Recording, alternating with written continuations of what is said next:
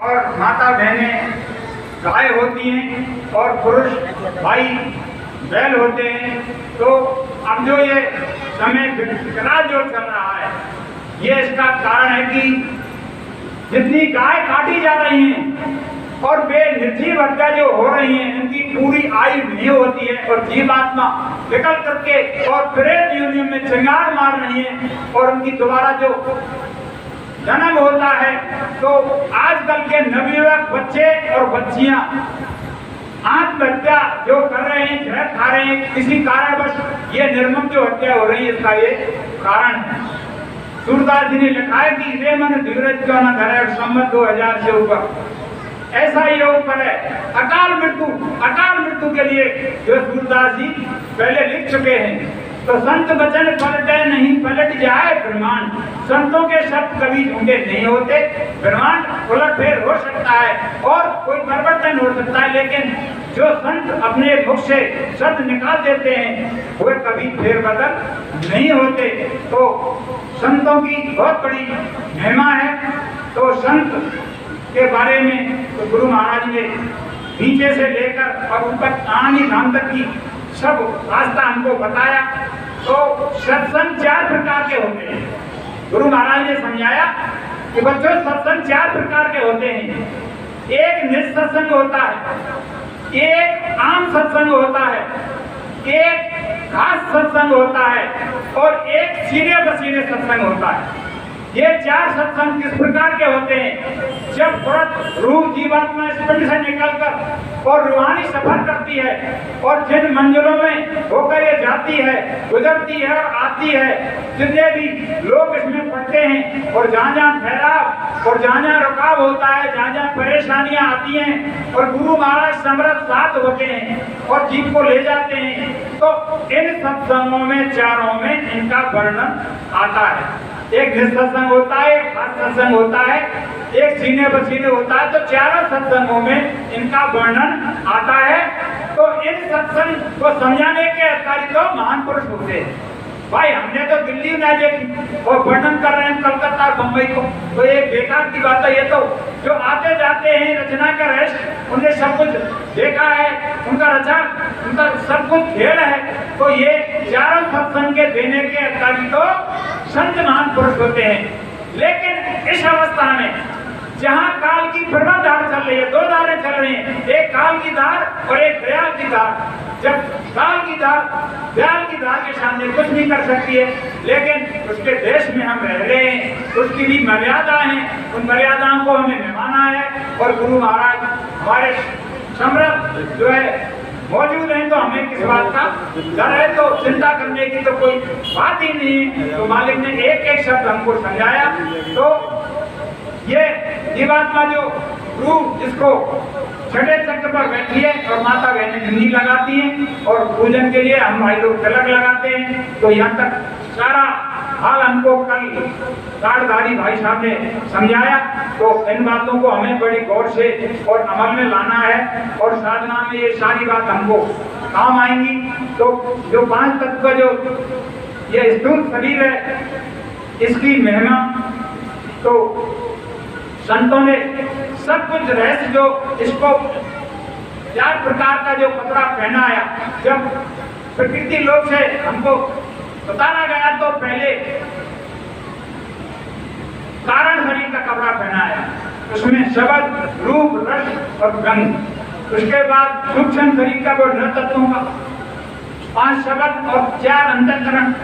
उसके बाद लिंग शरीर का, तो लिंग शरीर में सारे देवी देवता 33 करोड़ और शंभु इस सब में मौजूद हैं। अरे प्रत्यक्ष के लिए प्रमाण मानो, जब कोई देवता रूस जाए तो बाबू थोड़ा भोग दे दें बतासे को, तो लिंग शरीर में जो है और सुगंधी को आहार भाई के देवता खुश है यार। हाँ, प्रेत दुनिया में बहुत बड़ा उसका शरीर होता है और उसका मुंह सुई के नोक के बराबर से भी कम होता है, इसलिए वो तड़पता है यूनियम। तो और ये स्थिर शरीर, तो हमको इतनी महिमा मिली है कि इसका कोई वर्णन गोस्वामी जी ने बहुत प्रकार से किया है कि बड़े भाग्य मानुष तन पावा, दुर्लभ सद्ग्रंथन गावा। आगे भक्ति 2 प्रकार की अभी हमने चर्चा की तो स्वर्ग तक की कामनाएं हमको नवता भक्ति से मिलेंगी। तो एक नवता भक्ति है और एक अवरल भक्ति है।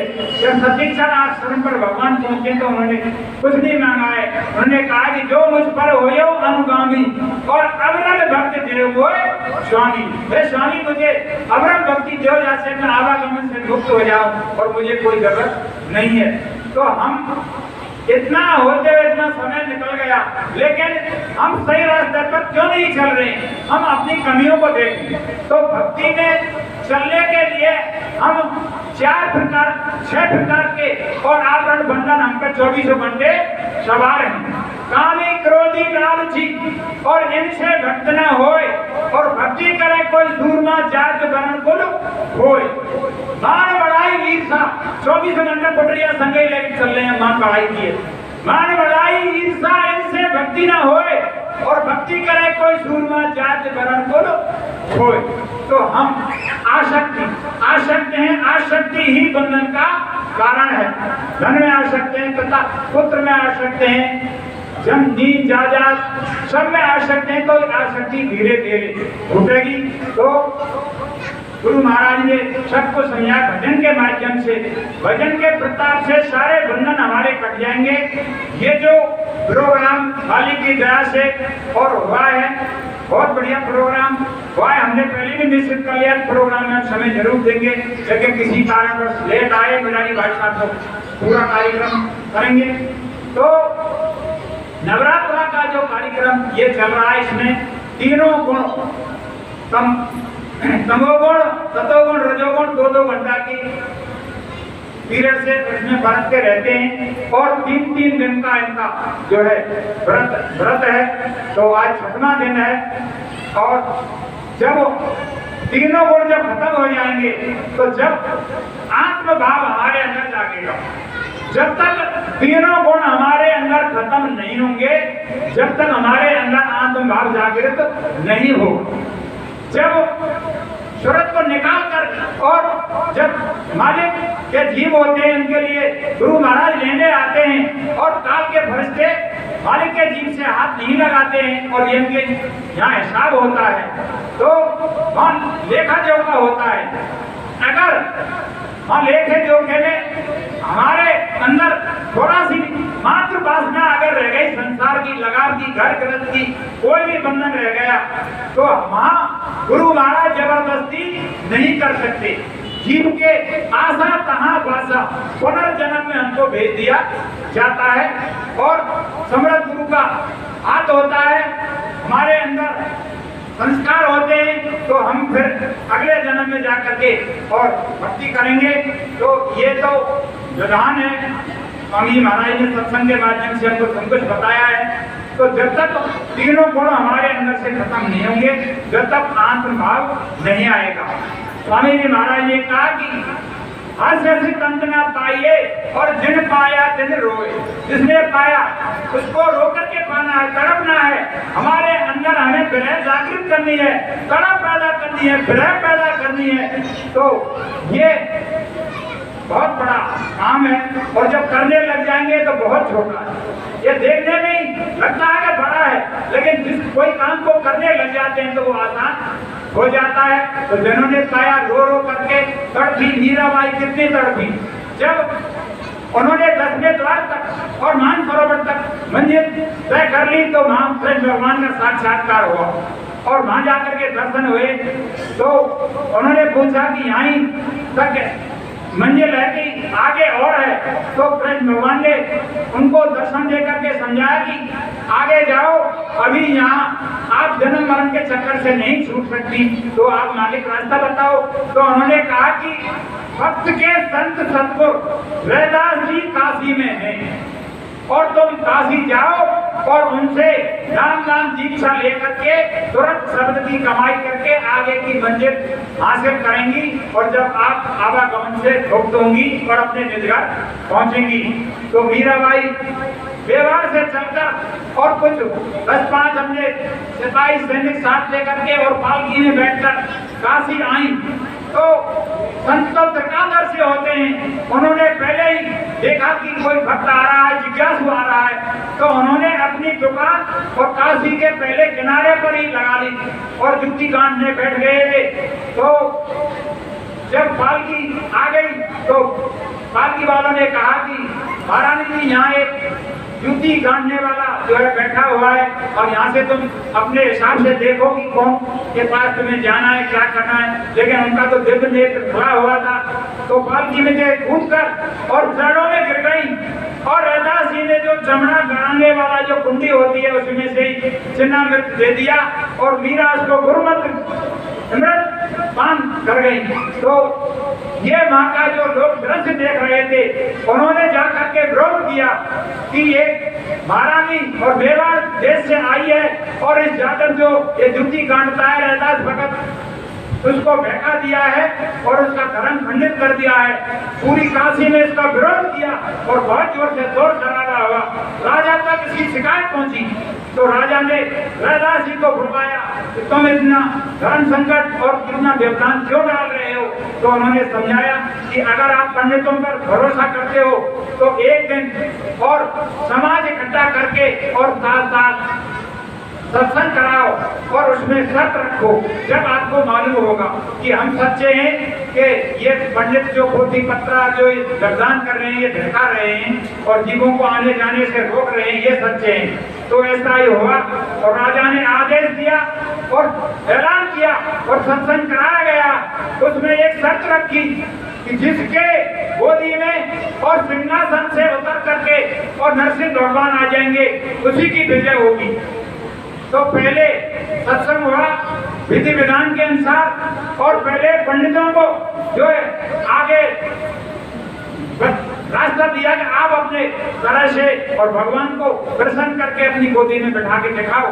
तो पंडित जी ने कितने अपने मंत्र बोले, सब कुछ किया, कथा कीर्तन, लेकिन वे तो बनाती थे।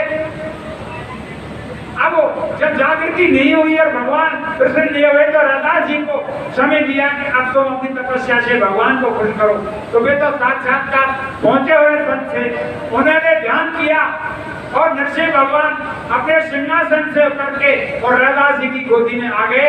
तो पंडित जी को वहां शर्मिंदा होना पड़ा और अपनी हार माननी पड़ी और रैदास जी को जो है प्रोत्साहित दिया और राजा ने इनाम दी। तो हाँ, मीराबाई जब वापिस जाती हैं तो निमंत्रण देकर जाती हैं। तो गुरु महाराज ने सत्संग में बताया कि कुछ जो यहाँ के नियम बंधन बने हुए हैं उनको भी कुछ देना है, उनको भी संतुष्ट करना है, जिससे पुराने कर्म जो है उनके कर्जे समाप्त हो जाएं। तो मीरा भाई ने पंडितों को न्योता दिया कि मेरे देश मेवाड़ में आओ। रैदास जी को भी निमंत्रण दिया। तो दोनों को निमंत्रण दिया तो महीने 2 महीने में, और पंडित जी भी अपने समाज के साथ पहुंच गए 10-20 जन और रैदास जी अपने सत्संग सुनाते हुए मालिक का गुणगान करते हुए और मेवाड़ पहुंच गए। तो वहां पंडितों ने जब रैदास को देखा तो उनको पंडितों के मन में दिलाने आ गई कि ये चमार यहाँ जाकर यहाँ भी आ गया और यहाँ भी हमारे भजन में और जो व्यवधान नहीं करेगा। तो उन्होंने विचार किया कि महारानी के भंडार से राजकाज से और कछु सूखी सामग्री मंगा लो, जाते हम अपनों करके खा लेंगे और ये अपना करके खा लेगो या हमारे भोजन में शामिल नहीं करेंगे। तो वहाँ तो ऐसा ही हुआ और वहाँ सिपाही से कहा और वहाँ से उनकी व्यवस्था हुई, सब आटे दाल जो भी पकवान उनको बनाना था। तो पंडित जी ने और अपना जो भोजन था मिष्ठान बनाया और वे भोजन के लिए तैयार हुए। तो उन्होंने पंक्ति लगाई कि भाई बैठ जाओ। तो सब पंगत लगाकर पंडित बैठ गए कि भाई भगवान का भोग लगाओ और प्रसाद। तो जब उन्होंने भगवान का ध्यान किया तो वहीं मौजूद है, उनको देर का आई। तो वहाँ रैदास जी ने लीला दिखाई। तो एक पंडित के बगल में रैदास, एक इसको और 2 बगल में निगम रैदास है, रैदास उदास है। अब पंडित कह रहे हैं भैया कि यहाँ परेशान कर रहा, तो शिकायत जो मीरा जी के जोड़ी पहुंची कि ये जो तुम्हारे गुरु हैं ये परेशान कर रहे हैं, व्यवधान कर रहे हैं, हमको भोग लगाया तो अपनी लीला इन्होंने दिखा दी। तो मीराबाई खुद चल करके आई और उनको समझाया कि ये समय के सद्गुण हैं और इनसे तुम क्षमा मांगो और इनके चरणों में गिर जाओ, ये तुम्हें माफ कर देंगे और तुम्हारी जीवात्मा को ये मुक्त कर देंगे, आवागमन से छुड़ा देंगे और अपने निज घर पहुंचा देंगे। तो ऐसा ही हुआ और रविदास जी ने उनको नाम दान दिया और उनको सत्संग सुनाया और उनकी जीवात्माओं को निज घर पहुंचाया। तो वहां पर मीराबाई एक भजन गाती हैं, इस प्रकार से गाती हैं। आई सत्संग में भिगो गई हरी रंग में, आई सत्संग में भिगो गई हरी रंग में, जागे मेरे बागी गुरु जी ले संग में, जागे मेरे बागी गुरु जी ले संग में। आई सत्संग में भिगो गई हरी रंग में, आई सत्संग में भिगो गई हरी रंग में, जागे मेरे भागी गुरु जी ले संग में, जागे मेरे भागी गुरु जी ले संग में। अनहद बाजे बाजे बाजे हैं अगम से आगे, अनहद बाजे बाजे बाजे हैं अगम से आगे, अनहद बाजे बाजे बाजे हैं अगम से आगे, अनहद बाजे बाजे बाजे हैं अगम से आगे, बाजे आठों पैर सोनू में मेरे ताने में, बाजे आठों पैर सोनू में मेरे ताने में। आई सत्संग में भिगो गई हरी रंग में, आई सत्संग में भिगो गई हरी रंग में, जाके मेरे भागी गुरु जी ले संग में, अरे जाके मेरे भागे गुरु जी ले संग में। आई सत्संग में भिगो गई हरी रंग में, आई सत्संग में भिगो गई हरी रंग में, जाके मेरे भागे गुरु जी ले संग में, जागे मेरे भागे गुरु जी ले संग में। ओ हन सोहन डोरी लागी दूर मती दूर भागी, ओ हन सोहन डोरी लागी दूर मत दूर भागी, जियो जब जागो रातों में मेरे मन में, जियो जब जागे रातों में मेरे मन में। आई सत्संग में भिगो गई हरी रंग में, आई सत्संग में भिगो गई हरी रंग में, जागे मेरे भागे गुरु जी ले संग में, जागे मेरे भागे गुरु जी ले संग में। कोई साधु ऐसा सोराती गगन में ताने, कोई साधु ऐसा सोराते गगन में ताने, कोई साधु ऐसा सोराते गगन में ताने, कोई साधु ऐसा सोराते गगन में ताने, चाले हंसा चाले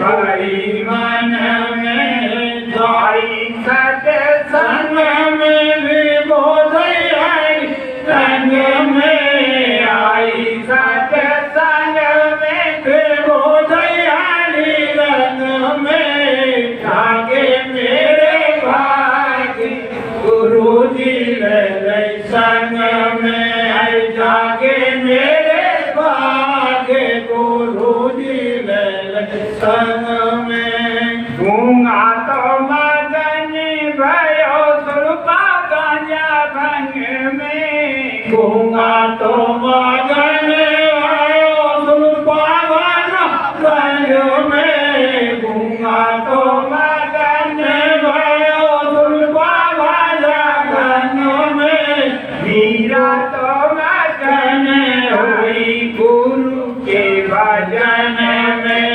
मीरा तो मगन हुई गुरु के भजन में हम तो मगन भाई गुरु चरणन में हम तो मगन भाई गुरु चरणन में भाई सत्संग में बिगो हरि रंग में भाई सत्संग में बिगो हरि रंग में जाके मेरे भाग्य गुरु जी ले संग में जाके मेरे भाग्य गुरु जी ले संग में।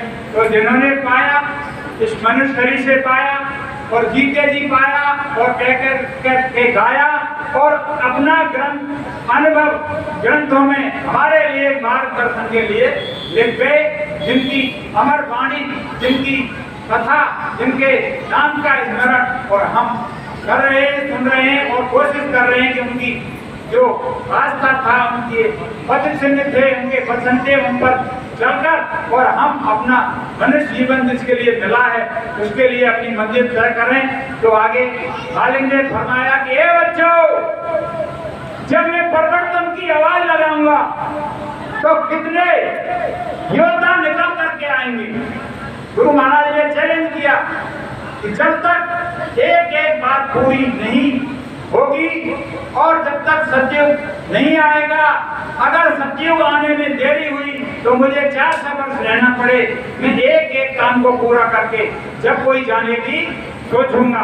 मालिक ने आवाज लगाई कि बच्चों, जब मैं परिवर्तन का विवरण फूकूंगा तो कितने योद्धा निकल करके आएंगे। उस समय नल, नील, अंगद, जामवंत कितने योद्धा निकल करके आएंगे। तो योद्धा छिपे हुए हैं, संस्कारी जी छिपे हुए हैं, कितने नौजवान अवतारी शक्तियां छिपी हुई हैं, लेकिन उनमें हनुमान जैसा भक्त तो कोई कोई होगा। गुरु महाराज ने सत्संग मन से कहा उनमें भी कोई हनुमान जैसा भक्त कोई कोई होगा। तो ये समय छटनी का दौर है। प्रेमी भाइयों, घबराने की जरूरत नहीं है, चिंता करने की जरूरत नहीं है। अपनी मंजिल तय करते रहें और कोई आलोचना और किसी के प्रति निंदा भाव हम नहीं रखें। और जो सत्संगी प्रेमी रास्ता भटक गए हैं और साधन भजन नहीं करते हैं, उनको जागृत करना है। एक एक सत्संगी को अगर हमने जागृत कर लिया और मालिक के काम में लगा दिया, साकार के प्रचार में लगा दिया, साधन भजन में लगा दिया, तो ये हमारे लिए बहुत बड़ी उपलब्धि होगी। किसी का विरोध नहीं करें। तो ये सब मालिक ने हमको पाठ पढ़ाया। आगे गुरु महाराज ने कहा कि परिवर्तन होगा, इसे कोई रोक नहीं सकता। मुट्ठी भर लोगों से परिवर्तन होगा और झोंपड़ी झुग्गी से परिवर्तन होगा। मालिक ने कहा कि इतना भयानक समय आएगा कि चारों प्रकार का परिवर्तन, आर्थिक, राजनीतिक, धार्मिक परिवर्तन होगा। 1987 में गुरु महाराज ने कहा कि चंडी निकल चुकी है और धन गायब कर देगी और देश दुनिया के जो राष्ट्र अध्यक्ष है, राष्ट्रपति, प्रधानमंत्री, उनके दिमाग पर बैठ जाएगी, मस्तक पर बैठ जाएगी और लड़ाई करा देगी, हाहाकार मचा देगी। तो आज कोहराम बचा हुआ है। किस तरह से यूक्रेन, अमेरिका, ताइवान, चीन, जापान कगार पर बैठे हुए हैं। और गुरु महाराज ने तो बेहतर में ही कहा, ये बच्चों, अब की बार जो भारत पाकिस्तान का युद्ध होगा उसमें चीन पाकिस्तान को कीटाणु बम देगा। हाथ हिलाकर मुझसे कहा है गुरु महाराज लोग अभी बच्चों तैयार नहीं है, वो समय आने पर और चीन द्वारा पाकिस्तान को दिया जाएगा और वे कीटाणु बम हिंदुस्तान पर डाले जाएंगे। लेकिन जितने शराबी कबाबी दुराचारी हैं जितने लोग मारे जाएंगे और प्रकृति इतनी तेज हवा चलाएगी कि वे कीटाणु चीन में और पाकिस्तान में वापस चले जाएंगे और वहां का सफाया हो जाएगा। उस समय आध्यात्मिक शक्ति काम करेंगी। गुरु महाराज ने कार्ड जब पहनाया 1983 में चैलेंज के साथ कहा, नौजवानों को आगाह किया, ए नौजवानों तुम्हें रुख बदलना है जमाने का, तुम्हारे सिर पर शहरा है नया इतिहास लाने का। गुलिस्तान की खिजा बदलूं, चमन गुलजार करवा दूं, मुझे अपनी बुराई सौंप दो, मैं तख्त दिलवा दूं। गुरु महाराज ने अजूबा मंदिर बनवाया है और उसमें कहा है कि मंदिर में देवता बैठा बरकत बांट रहा है, अपनी एक बुराई छोड़ो और एक अपनी मनोकामना सिद्ध करो। गुरु महाराज ने समझाया कि इससे दौलत जो देवता बांट रहा है इसकी दुआ ले और ये जीता जागता देवता मंदिर में बैठा बरकत बांट रहा है, तो हमें कहीं भी जाए कोई भी तीर्थ जाए लेकिन मंदिर में गुरु महाराज के दादा गुरु के दर्शन जरूर करें और इससे हमें शांति मिलेगी और बीमारी और जो कलेश है उनमें हमें राहत मिलेगी। तो एक बार जिस प्रकार गोवर्धन जी परिक्रमा करते हैं कोई नित्य नियम से, तो महीना में 2 महीना में एक बार हम मंदिर के दर्शन देवता के जरूर जाकर के करें। उसकी विशेषता है कि उस मंदिर में कोई ताला नहीं डाल सकता है, वह हमारी सब गरीब अमीर जनता से एक एक पैसा एक एक रुपया उसमें लगा हुआ है। कोई सेठ साहूकार ये नहीं कह सकता है, कोई धर्म मजहब वाला नहीं कह सकता है कि ये मंदिर हिंदुओं का है, मुसलमान का है, कि सिख का है, कि ईसाई का है। उसमें बनावट इस तरह की है कि हिंदू कहेंगे ये हमारा मंदिर है और मुसलमान भाई कहेंगे ये हमारी मस्जिद है और ईसाई कहेंगे ये हमारा चर्च और गिरजाघर है और सिख भाई कहेंगे कि गुरुद्वारा है। उसमें इस तरह की बनावट है और विश्व में ऐसा कोई मंदिर नहीं है। तो मालिक ने कहा कि बरकत बट रही है और बरकत जाकर मंदिर में हम लें। तो गुरु महाराज ने जो कानपुर में 2007 में काफले का समापन किया, वहाँ 2 बातें सत्संग मंच से मुख्य बात 2 बातें कही। किसी भाई ने उन्होंने उन पर गौर नहीं किया। जो साप्ताहिक मानव सुधार आध्यात्मिक संदेश पत्रिका है और अमर जितने भी हमारी संगत की जो पत्रिका है, अंतर्ध्वनि है, अमर संदेश है, सब में वो छपा हुआ है। किसी भाई के पास अगर हो कैसेट है उस समय की कैसेट खोलकर देखेंगे गुरु महाराज ने क्या कहा। 2 बातें लोग कही। गुरु महाराज ने कहा कि जिस आश्रम पर जिस मठ पर और अब व्यवचार फैल जाता है, व्यवस्था बिगड़ जाती है और संत महान पुरुषों को तंग किया जाता है, वहां से संत महान पुरुष जाकर दूसरी जगह बैठ जाते हैं। ये गुरु महाराज ने कानपुर में सत्संग मंच से फरमाया। दूसरी जो बात गुरु महाराज ने फरमाई कि अब से 1200 वर्ष पहले आदि गुरु शंकराचार्य जी हुए और उस समय हमारा देश देशी राजतों में बटा हुआ था। तो उस समय जिस राजत में शंकराचार्य जी रहते थे उस समय वहाँ के राजा का शरीर पूरा हो गया और राज्य की व्यवस्था खराब चल रही थी।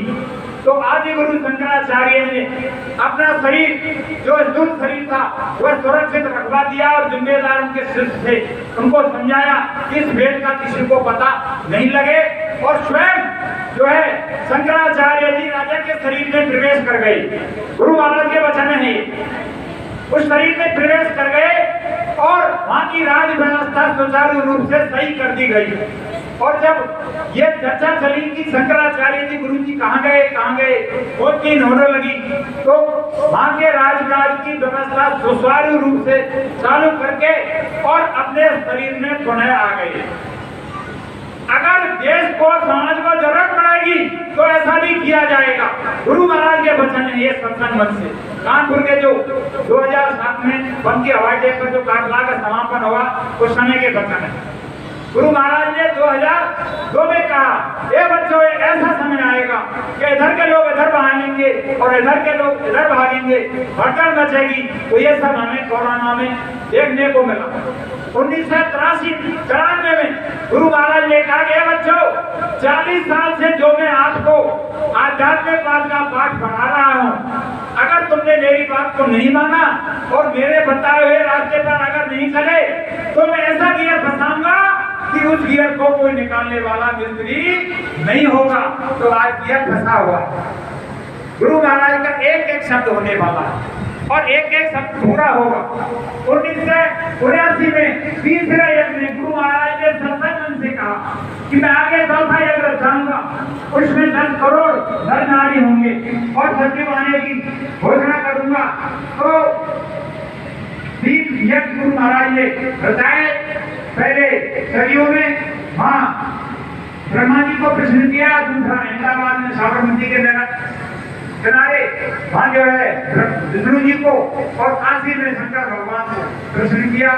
तो मालिक ने फरमाया, वहां पर कुछ मुख्यमंत्री आए थे उस समय और वे कहने लगे तो सत्संगी ने हाथ हिला दिया, तुम्हारी बात नहीं सुनेंगे। गुरु महाराज ने कहा तुम्हारी बातें क्यों नहीं सुन रहे कि तुमने इनके लिए कोई व्यवस्था नहीं की। तुम जाते हो राजकाज खाने से पैसा खर्च करते हो और वहां कहते हैं लाखों आदमी ने भव्य स्वागत किया, तुमने जनता के लिए कोई कार्यक्रम नहीं किया। इस 2 करोड़ का जो यहाँ धन सैलाब है, इसकी सूचना तुमने रेडियो अखबार पर नहीं दी, कोई व्यवस्था नहीं की, कोई झाड़ू लगाने वाला इस 10 किलोमीटर का जो एरिया है इसमें कोई सेवादार तुमने नहीं लगाया, इसलिए तुम्हारी बात को नहीं सुनेंगे। उस समय गुरु महाराज बड़े धार के साथ बोले। गुरु महाराज ने कहा कि मुझे सब कुछ मालूम है और मुझे कानपुर फूलबाग में बुलाया गया 1975 में और मैं निमंत्रण पर गया और मुझे जो 45 मिनट में मैंने जो मेरा अपना सत्संग कार्यक्रम बोला तो 2 घंटे में जो बोलना था मैंने 45 मिनट में बोला और समय आने पर वे टेप रिकॉर्ड मौजूद हैं और सब कुछ सुना दिया जाएगा। मैं ना कोई सुहास हूँ ना कोई चंदू हूँ, लेकिन जो प्रेमी मुझे बुलाता है मैं निमंत्रण पर जाता हूँ और मेरे सत्संगी प्रेमियों के घरों में प्रेमियों से मिलने वैसे ही चला जाता हूँ। गुरु महाराज ने कहा, देश के नेताओं कान खोल करके सुन लो कि जितने तुमने गरीब जनता का, किसानों का धन विदेशों में बैंक में जमा किया है उसको तुम नहीं पाओगे।